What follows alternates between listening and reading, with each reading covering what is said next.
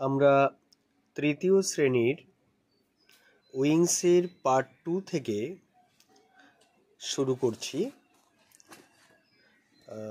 51 পৃষ্ঠা। দেখো, আমরা আগে যে গল্পটি পড়েছি, পতঙ্গদের সম্পর্কে যে গল্পটি আমরা আগে পড়েছি, আমি সবসময় তোমাদেরকে বলি যে গল্পটা খুব ভালো করে পড়ে নেবে। খুব ভালো করে আমাদের প্রত্যেকটা সেন্টেন্স ভালো করে শিখতে হবে। পড়ার সময় প্রত্যেকটা ওয়ার্ডের উচ্চারণ, তাদের বাংলা অর্থ, এগুলো খুব ভালো করে কিন্তু দেখে নিতে হবে। আর আমরা যদি গল্পটা খুব ভালো করে পড়ে নিই, তাহলে কিন্তু আমরা পরবর্তীতে এই অ্যাক্টিভিটিগুলো খুব সহজে নিজেরাই করতে পারবো। দেখো এখানে কি রয়েছে, list the names of harmful and helpful insects. এখানে কিছু হার্মফুল ক্ষতিকারক এবং কিছু হেল্পফুল অর্থাৎ উপকারী পতঙ্গদের লিস্ট আমরা করব। One is done for you, একটা তোমার জন্য করে দেওয়া হয়েছে। একটা হার্মফুল ইনসেক্টদের নাম আমরা এদিকে লিখব, আর হেল্পফুল ইনসেক্ট যেগুলো আছে এখানে লিখব। হেল্পফুল ইনসেক্ট অর্থাৎ উপকারী পতঙ্গ, আর হার্মফুল ইনসেক্ট ক্ষতিকারক পতঙ্গ। তো ক্ষতিকারক পতঙ্গদের নাম আমরা পড়েছি যে মসকুইটো, এটা রোগ ছড়ায়। তারপরে ফ্লাই, FLY ফ্লাই, সেও রোগ ছড়ায়, তাই না? তারপরে ককরোচ, এরাও আমাদের কিছুটা ক্ষতি করে।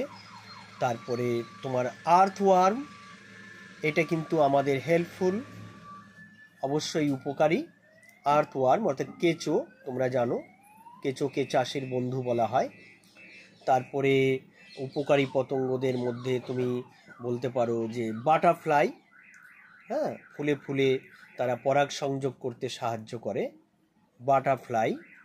তারপরে গ্লো ওয়ার্ম আমরা লিখতে পারি, গ্লো ওয়ার্ম অর্থাৎ জোনাকি, মিটমিট করে রাতের বেলায় আলো দেয়, খুবই সুন্দর দেখায়। তারপরে activity 2, tick the correct answer, সঠিক উত্তরটিতে টিক চিহ্ন দাও। One is done for you, একটা তোমার জন্য করা হয়েছে। দেখো, অ্যান্টস অথবা বিস মেক হানি, মধু তৈরি করে। অ্যান্টসরা তৈরি করে না বিসরা তৈরি করে, তোমরা জানো বি। গ্রাসোফার নাকি glow worm? Glows to give light, মিটমিট করে আলো দেয়। তো সহজ প্রশ্ন, একেবারে উত্তরটা আরও মজার। তাহলে কি হবে এটা? গ্লো ওয়ার্ম মিটমিট করে আলো দেয়। স্পাইডার হ্যাজ 8 না 6 legs? তোমরা তো দেখেছো এখানে স্পাইডার হ্যাজ 8 legs, এই যে স্পাইডার হ্যাজ 8 legs, তাহলে এখানে কি হবে? 8 এ টিক চিহ্ন দেবে। Body of an insect is divided, পতঙ্গদের দেহ ভাগ করা হয়েছে কটি ভাগে? ইন্টু 5 না 3 parts? তোমরা জানো 3 parts, এই যে the body of an insect is divided into 3 parts, তাহলে এখানে কি হবে? 3 parts. The bite of a butterfly is painful, কার কামড় সব থেকে পেইনফুল হয়? পেইনফুল মানে কি? যন্ত্রণাদায়ক বা কষ্টের, ব্যথার। বাটারফ্লাই কি কামড়ায় না? কখনো না। কিন্তু বি এর স্টিং থাকে, সেই স্টিং দিয়ে কামড়ায়, সেই হুল দিয়ে, এই জন্য খুব যন্ত্রণা করে, এই জন্য পেইনফুল হয়।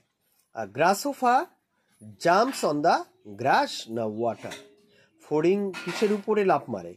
ওয়াটারের উপরে না গ্রাসের উপরে? অবশ্যই গ্রাসের উপরে, এটা আমরা পড়েছি, তাই না? এই যে grasshopper jump and hop on the grass, তাহলে এখানে কি হবে? Grass. Insects usually have 2 or 3 pairs of wings, আমরা জানি 2 pairs, তাই না? এই যে 2 pairs অফ উইংস। তাহলে এই জন্যই আমি বলি যে খুব ভালো করে যদি আমরা পড়ে নিই গল্পটা, তাহলে উত্তরগুলো আমরা নিজেরা খুব সহজেই করতে পারবো, তাই না? তাহলে 2 pairs অফ উইংস। আর অ্যান্ট অথবা ফ্লাই স্টোরস ফুড, খাদ্য জমা করে, স্টোর মানে জমা করে, তোমরা জানো ফুড খাদ্য। তাহলে কে জমা করে, অ্যান্ট না ফ্লাই? ফ্লাই তো আমাদের একটা ক্ষতিকারক পতঙ্গ, সে তো আমাদের অসুখ ছড়ায়, তাই না, ডিজিজ ছড়ায়। তাহলে অ্যান্ট কিন্তু খাদ্য জমা করে, এবং সেটাও পড়েছো যে শীতকালের জন্য অ্যান্ট। তারপরে দেখো অ্যাক্টিভিটি 3, কাউন্ট অ্যান্ড রাইট। গোনো এবং লেখো। One is done for you. দেখো এখানে ওয়ান সিড, এখানে একটা সিড রয়েছে। সিড মানে বীজ, তোমরা জানো সিড মানে বীজ। তাহলে ওয়ান সিড একটা বীজ, কিন্তু যখন রয়েছে দেখো তো 1 2 3 4, তাহলে 4 সিড লিখলে হবে না। 4 লিখলে তখন কি হবে, সিডস। কারণ আমি তোমাদেরকে এর আগের ভিডিওতে শিখিয়েছি যে কিভাবে সিঙ্গুলার নাম্বার থেকে প্লুরাল নাম্বার করতে হয়। তো জানো একটা হলে সিঙ্গুলার নাম্বার, একটার বেশি হলেই প্লুরাল নাম্বার।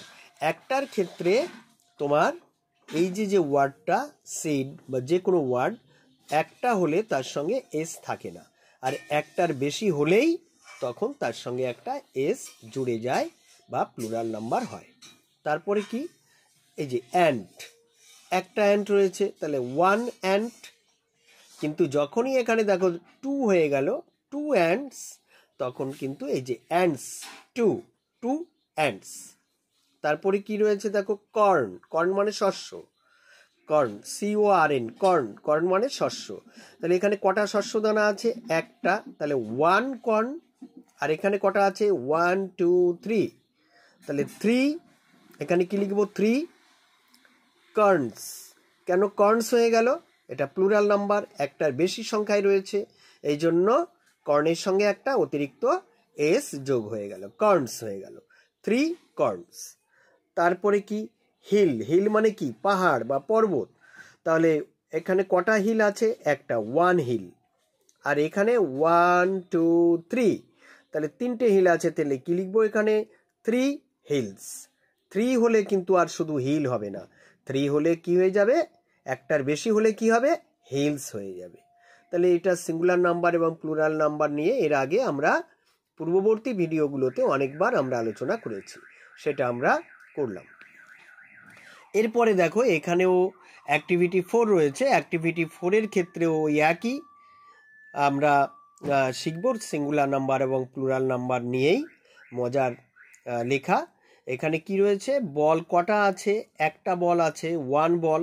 এখানে আর বলের সঙ্গে এস হবে না, এটা সিঙ্গুলার নাম্বার।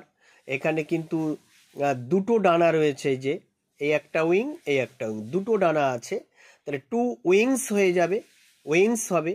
কিন্তু যদি 1 হতো তাহলে কি উইংস হতো না, 1 হলে 1 উইং হতো। আর এখানে যেহেতু একটার বেশি রয়েছে, দুটো রয়েছে, এই জন্য 2 উইংস। তারপরে এখানে কি রয়েছে, একটা বুক, 1 বুক। এখানে কি রয়েছে, দুটো পতঙ্গ রয়েছে, দুটো আরশোলা লিখতে পারতে, দেখাই যাচ্ছে তারা আরশোলা। তাহলে 2 ককরোচেস, 2 ককরোচেস, একটা কিন্তু কি হলো, এস যোগ হলো। তারপরে কি হলো, দেখো একটা দুটো তিনটে বাড়ি রয়েছে, 3 হাউজেস, 3 হাউজেস।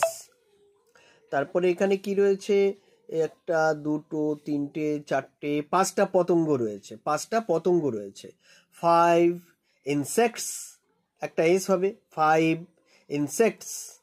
এখানে কটা ট্রি আছে, একটা দুটো তিনটে চারটে ট্রি আছে, তাহলে 4 ট্রিজ, 4 ট্রিজ, 4 ট্রিজ, এস হবে, ট্রিজ হবে।